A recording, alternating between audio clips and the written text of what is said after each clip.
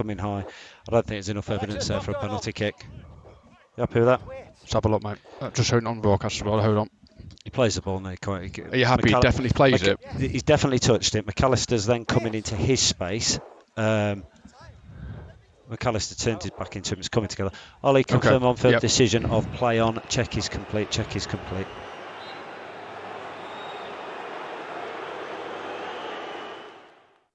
Right, straight to the point. Did you think that was a penalty or not? That is, I mean, I thought it sort of wasn't at the start. I see it again and I'm thinking it is, and I'm really 50-50 on it. Yeah, and you're not alone. It split a lot of opinion, hasn't it? And I think it's one of those for sure. If the referee gives it on the field, it would have been a check complete by the VAR. And equally, having not given it, it's also check complete. You hear Michael Oliver say the ball's in between, two players going together. The ball is too low to head.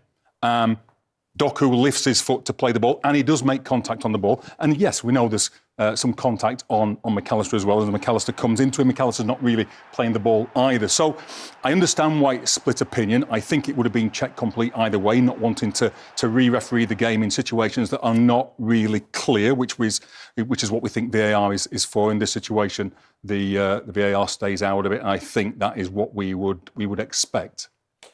You've been in this situation many times before. 98th minute, big game. What's going through your mind at that point? Yeah, massive game, absolutely. It's a 1-1 game. You just want certainty, really. You want to know with clarity, with certainty that you're making the right decision. You don't always have sufficient information in the moment to make that decision.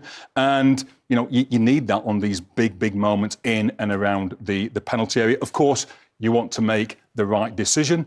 You do everything you can on the field to get into the best position, to stay focused right through to the end. But sometimes you just don't quite have all the information, and you want that certainty in these big moments. Clearly, Michael didn't have it in this situation, and then the VAR looks at it and doesn't see a clear and obvious situation. He sees something that's pretty subjective and therefore stays out of it. And the feedback we've had from people within the game is that this is a pretty subjective situation. It's split opinion. So on that basis, the VAR, working to that high threshold, kind of followed the right course in not getting involved. Yeah, I think that's fair to say that it is subjective.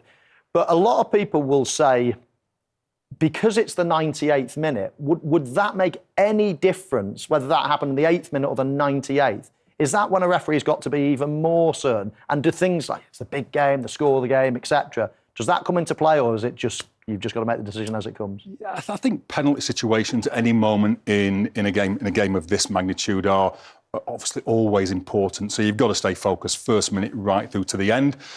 Towards the end of the game, maybe players in some situations will look to use contact to go down. Sometimes that's not what happens in this case, but you need to be aware of the way that players might behave in the later stages of the game, hence the reason that you need that level of certainty. But yeah, you're just aware of the consequence of those big decisions around the penalty area and the need for certainty. Yeah, OK, could have gone either way, that one.